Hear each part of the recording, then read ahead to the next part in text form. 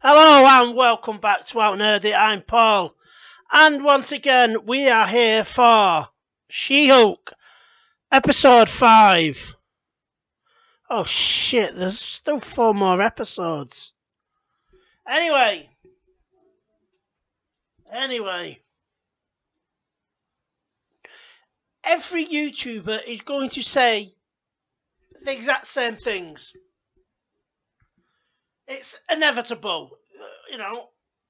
You can watch them all to do your own review, or you can do as I do and watch it, do my review, then watch theirs, just to see if you pick up on the same things.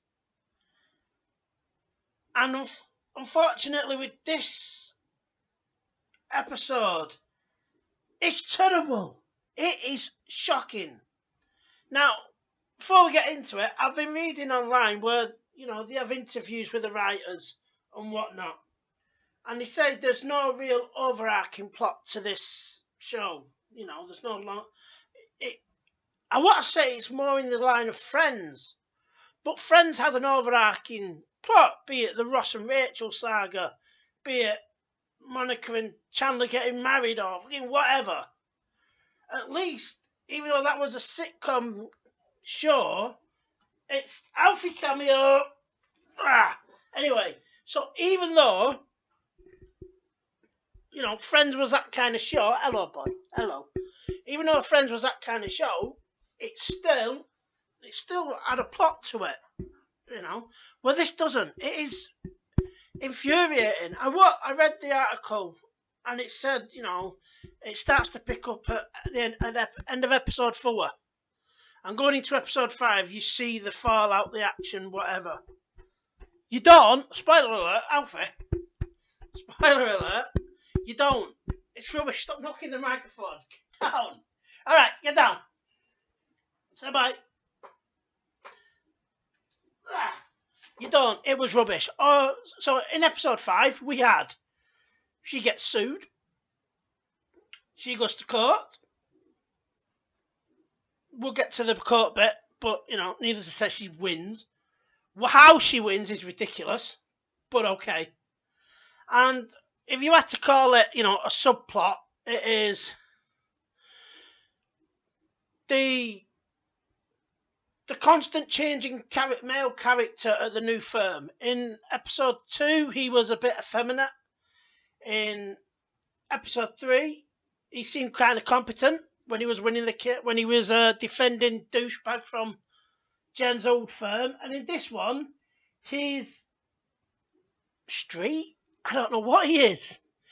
It's like when you watch the episode of Friends where I keep bringing Friends into this. But it's like the episode of Friends where Joey has to pretend he's 19. And that's what this guy's doing. It's like the director said, pretend you're 20 years younger than you are. And, whatever. It's fucking horrendous. And he wants a pair of trainers, some Iron Man 3s.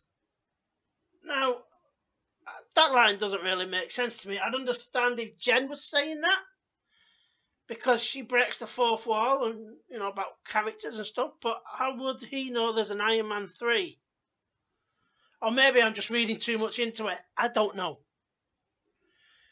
But they go to search for these shoes, and while they're doing it, there is a tailor who makes superhero costumes.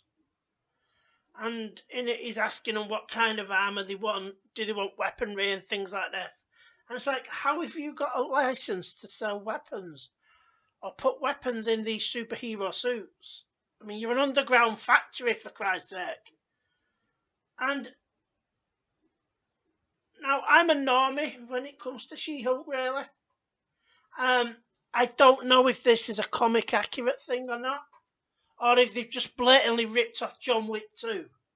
Because that's how it feels. It's the scene where John's getting all suited up for John Wick, when he goes to kill that, spoiler alert, when he goes to kill the guy's sister that he owes a debt to.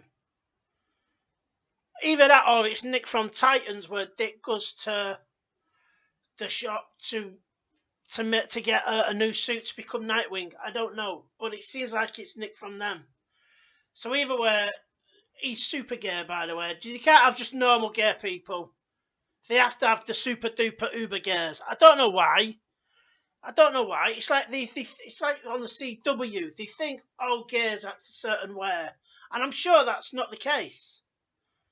You know, but you know, he makes a suit, and it ends up with a Daredevil tease.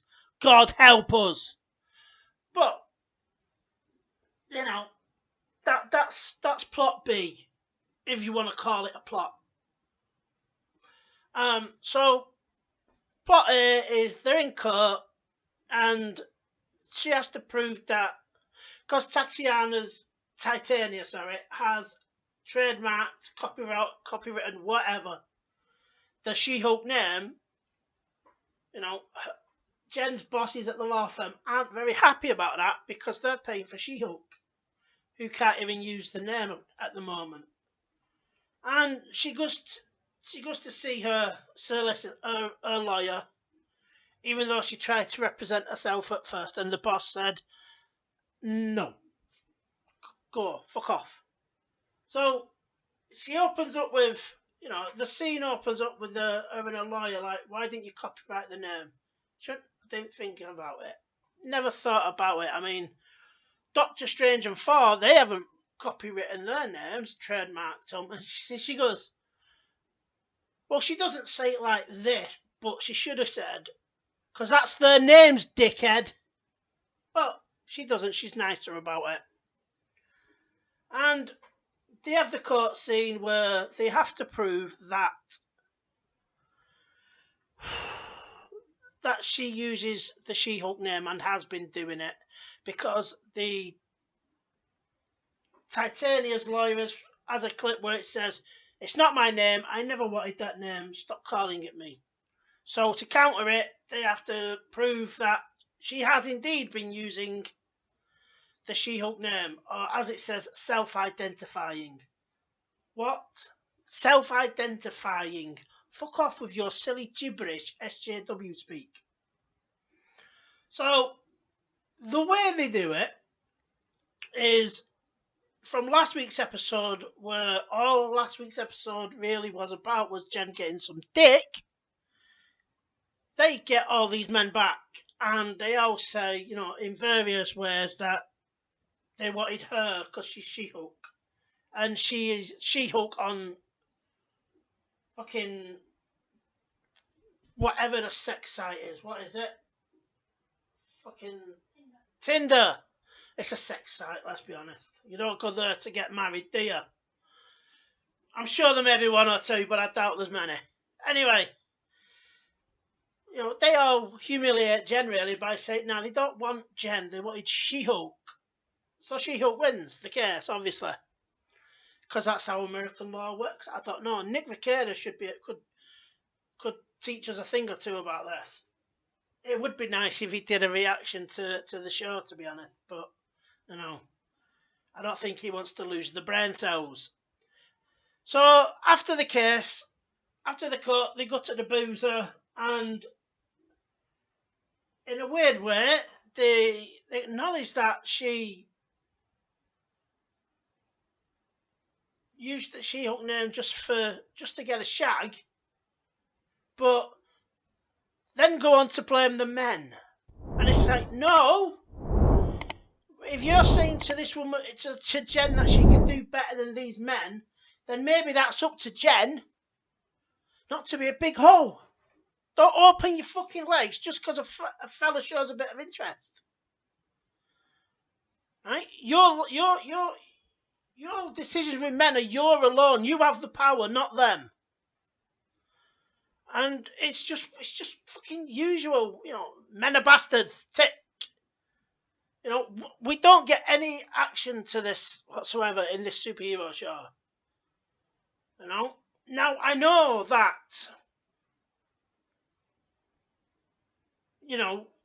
like in Avengers Age of Ultron, we get to see that Clint's got a family after all. I understand the showing the other side to superheroes. But when all you're showing us is scenes in a pub, scenes in a courtroom that aren't very good, neither is the scenes in a pub, when you're not giving us anything to pique our interest, then what's the fucking point? This wasn't funny, again. I'm sure the jokes are there, they're just not landing for me because I'm a fucking normal person. My wife hates this show, and it's supposed to be aimed at 30-something-year-old women. Granted, she's married to me, so she's not living with 20 cats, and she couldn't get, I suspect, these writers aren't very good at getting men. That's why they keep blaming us. That's why they keep blaming men, not looking at themselves and making piss-poor decisions. Anyway, it ends with Jen getting a new suit, but we don't see what it is. And we get a Daredevil tease, which will be nice, won't it? To see how they shit all over Daredevil, because they will. And we all know next week, if he does actually pop up next week, that in some way they'll ruin and emasculate him. And the seals will clap. Even my dog agrees. Anyway, that's it for this episode. Thank you for watching. Please like, share and subscribe. And I'll see you all again. Bye for now.